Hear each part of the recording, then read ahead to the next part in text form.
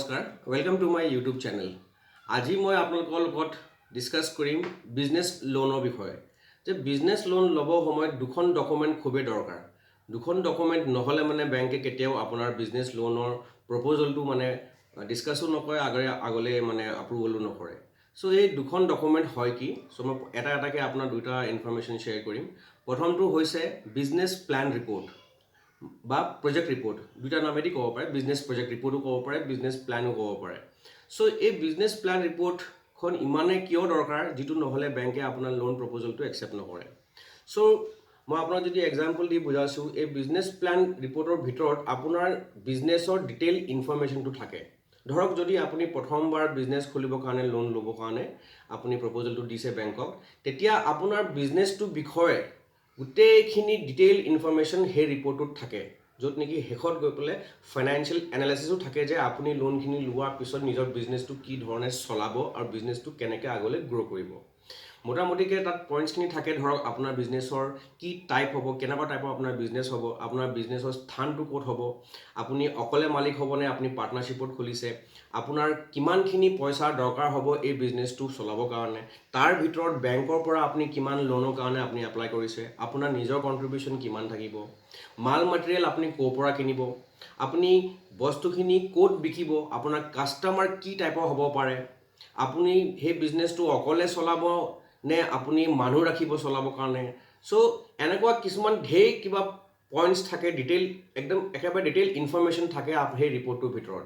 তাৰপিছত ফাইনেন্সিয়েল এনালাইসিসটো এনেকুৱাও থাকে যে লোনটো লোৱাৰ পিছত আপুনি লোনৰ পইচাখিনি কেনেকৈ ইনভেষ্ট কৰিব আৰু বিজনেসটো যেতিয়া আৰম্ভ হ'ব, বিজনেসটো আৰম্ভ হোৱাৰ পিছত কি ধৰণে বিজনেসটো মান্থ অন মান্থ, কোৱাৰ্টাৰলি ধৰক ইয়াৰলি কেনেকৈ গ্ৰো কৰিব, আপোনাৰ গ্ৰোথ প্ল্যানটো কেনেকুৱা, মানে কি ধৰণে আপুনি বিজনেসটো আগবঢ়াব, আপুনি কেতিয়া আপুনি প্ল্যান কৰিছে যে আপোনাৰ বিজনেসটো এটা প্ৰফিট মানে আৰ্নিং বিজনেস হ'ব, কোনটো ইয়াৰত আপুনি ভাবিছে যে আপোনাৰ বিজনেসটো প্ৰফিট আৰ্নিং বিজনেস হ'ব।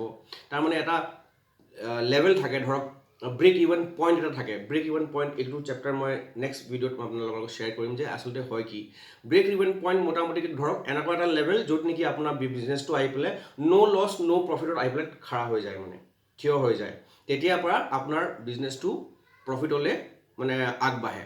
সো এই গোটেই ডিটেইল এনালাইসিসখিনি এই ৰিপোৰ্টটোৰ ভিতৰত থাকে যে আপুনি নিজৰ মান্থলি মেইনটেনেন্সখিনি কেনেকৈ মেইনটেইন কৰিব, দৰমহা হওক, ভাড়া হওক, মানে বেংকৰ EMI হওক, কি ধৰণে আপুনি গোটেই বিজনেসটো চলাব, এই গোটেই এটা প্ৰচেছটো এই ৰিপোৰ্টটোৰ ভিতৰত থাকে আৰু কেনেকৈ গ্ৰোথ কৰিব এটা ৰোড মেপটো থাকে। সো সেইটো চাই এই গোটেই ৰিপোৰ্টটো চাই বেংকে এইটো ডিচাইড কৰে যে আপোনাৰ বিজনেসটো এটা প্ৰফিটেবল বিজনেস হ'বনে নহয়। বিকজ বিজনেস বেংকে সদায় এটা প্ৰফিটেবল বিজনেছকে লোন দিয়ে। সো এই ৰিপোৰ্টটোৰ যোগে বেংকে এইটো গম পায়, তাহাঁতৰ ষ্ট্ৰেটেজি লগাই পেলাই এটি গম পায় যে আপোনাৰ বিজনেসটো এটা প্ৰফিটেবল বিজনেস হ'ব আৰু লোন দিলে তাহাঁতৰ লছ নহয়। সো সেইটো কাৰণে এই বিজনেস প্ল্যান ৰিপোৰ্টটো খুবেই দৰকাৰ। সেকেন্ডটো পইণ্ট হৈছে কোটেশন। কোটেশন মানে কি? এইটো মানে দুইটা ইটোৰ লগত ইণ্টাৰলিংক হৈ আছে। যেনেকৈ ধৰক বিজনেস প্ল্যানত আপুনি গোটেই এটা ডিটেইল ইনফৰমেশন দি দিলে, তাত আপুনি এইটো ইনফৰমেশন দিব যে আপোনাৰ লোনটো কিহৰ কাৰণে লাগে। কেতিয়া কোনোবাই ডিফাৰেণ্ট ৰিজনছৰ কাৰণে লোনটো লয়। কিছুমানে মাল মেটেৰিয়েল কিনিবৰ কাৰণে লোনটো লয়, কিছুমানে মানে বিল্ডিং বনাবৰ কাৰণে, মানে বিজনেছৰ যিটো এৰিয়া থাকে ইনফ্ৰাষ্ট্ৰাকচাৰ সেইটো বনাবৰ কাৰণে লোনটো লয়, কিছুমানে ধৰক মাল কিনিবৰ কাৰণে, মেচিন কিনিবৰ কাৰণে লোনটো লয়। মানে ডিফাৰেণ্ট টাইপৰ মানে লোন লোৱা প্ৰপোজালটো থাকে। ধৰক আপুনি এক্সাম্পল দিছোঁ যে আপুনি লোনটো লৈছে যে আপুনি লোনৰ পইচাইদি মাল কিনিব, এটা পাৰ্টে ধৰক ইয়াৰ গোটেইখিনি পইচাৰে মাল কিনিব। সেই মালখিনি কিনাৰ পিছতহে আপোনাৰ বিজনেসটো আগবাঢ়িব। তেতিয়া নিশ্চয় সেই মালখিনি আপুনি ক'ৰবাৰ পৰা কিনিব আৰু সেই মালখিনি কোনোবাই এটা বিজনেছমেনে বিকিব। সেইটো মানে ধৰক মানে বেংকিং টাৰ্মত ক'ব ভেণ্ডাৰ বুলি ক'ব। ধৰক সেই মানুহজনে বিকিব সেইখিনি মাল আপোনাক, আপুনি সেই মালখিনি কিনি পেলাই আপুনি আকৌ আগলৈ বিকিব। সো সেই মালখিনি যিটোৱে দিব আপোনাক, সি এটা কোটেশন বনাই দিব আপোনাক যে সেই মালখিনি কিমানখিনি মাল হ'ব আৰু তাৰ মূল্য কিমান হ'ব। সেই গোটেই মূল্যখিনি সেই কোটেশনত সি বনাই দিব আৰু সেই কোটেশনখন লৈ পেলাই আপুনি সেই কোটেশন আপুনি বেংকত সাবমিট কৰিব। আৰু সাবমিট কৰাৰ পিছত মানে এইটো জনাব যে আপুনি বেংকৰ লোনটো পালে মানে সেই পইচাখিনিৰ পৰা আপুনি মাল কিনিব।